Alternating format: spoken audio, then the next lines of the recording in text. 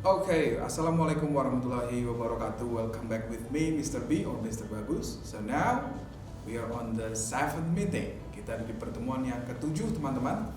Di mana pertemuan yang ketujuh ini, you gonna learn how to do job interview. Nah, ini penting sekali, teman-teman. Bagaimana teman-teman harus mempelajari mengenai cara atau beberapa tips untuk teman-teman bisa melakukan interview kerja, ya, atau job interview. Nah, ada beberapa skill yang harus teman-teman pelajari di di pertemuan yang ketujuh kali ini, yang berkaitan dengan bagaimana sih yang harus teman-teman lakukan ketika teman-teman melakukan interview kerja. Ya, kemudian untuk melakukan interview kerja atau dalam melakukan sebuah interview, kita harus mampu meyakinkan si interviewernya, orang yang menginterview kita harus mampu meyakinkan. Otomatis ketika kita meyakinkan, kita harus mengungkapkan sebuah kata atau beberapa ungkapan yang berhubungan dengan apa yang mesti kita lakukan ke depan. Ya. Apabila kita ngomong tentang apa yang harus kita lakukan di depan, otomatis itu sangat berhubungan dengan yang namanya future tense dalam bahasa Inggris.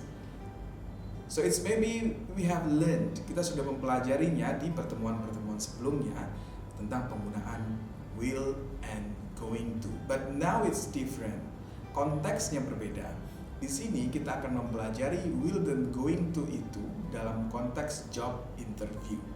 Nah, job interview itu, ini adalah permasalahan kita dengan interviewer, bagaimana kita meyakinkan si interviewer itu. Otomatis kita akan lebih sering menggunakan going to dibandingkan will. Kenapa? Karena derajat antara will dan going to itu berbeda, teman-teman. Ya, going to itu artinya kita yakin 100% kita akan lakukan itu. Ya, kalau will tidak. Kalau will itu masih berupa rencana yang belum tentu kita lakukan. So it's different between will and going to. Teman-teman harus tahu sekali lagi. Dan juga ada model of ability. Di situ ada can dan could. Can dan could itu yang artinya bisa. Ya. Ketika teman-teman mengungkapkan bahwa oh saya bisa melakukan ini, I can do that, I could do that.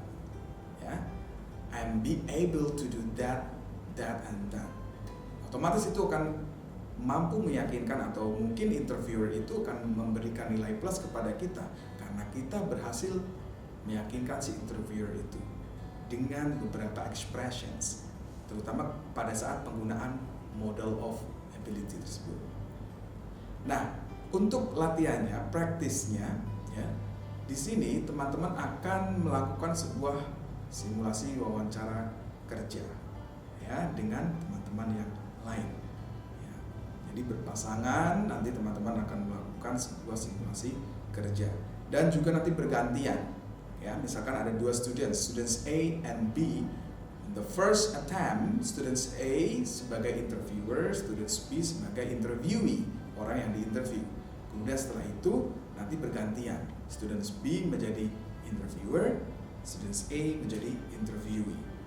Seperti itu, teman-teman, untuk pertemuan yang ke-7. Nah, sekalian saya akan spill sedikit untuk pertemuan yang ke-8 untuk UTS-nya, teman-teman, atau midterm test.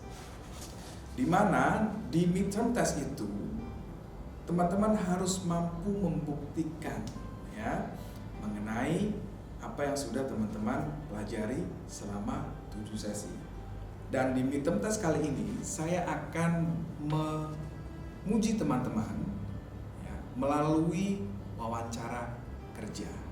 So I become the interviewer and you gonna be the interviewee. Jadi saya akan menjadi interviewer yang menginterview teman-teman semua nanti di kesempatan UTS tersebut. Ya, jadi meeting 7 itu menjadi rehearsal atau gladi bersih teman-teman sebelum teman-teman menghadapi UTS tentang wawancara kerja bersama saya. So I think that's all about meeting 7 and midterm test. Thank you so much. If you have any questions, just call me. Thank you. Wassalamualaikum warahmatullahi wabarakatuh.